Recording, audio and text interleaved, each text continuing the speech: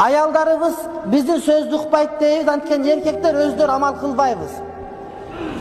Азыркы учурда эркектер өздөрү намаз окубайт, өздөрү бүйөдөн башы чыкпайт, аялдарга эмнеге узун кийбейсиңер деп жаман көрө берет.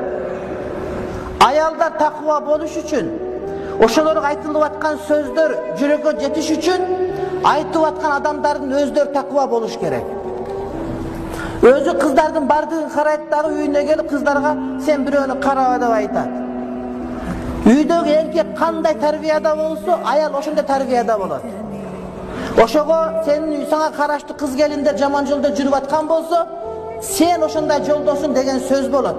Ошон үчүн кыздар уятсыз болуп кетти, кыздар намыссыз болуп кетти, кыздар көрүнгөн менен жүрүп кетти деген эркектер биринчи өзү көрүнгөн менен жүрбөш керек.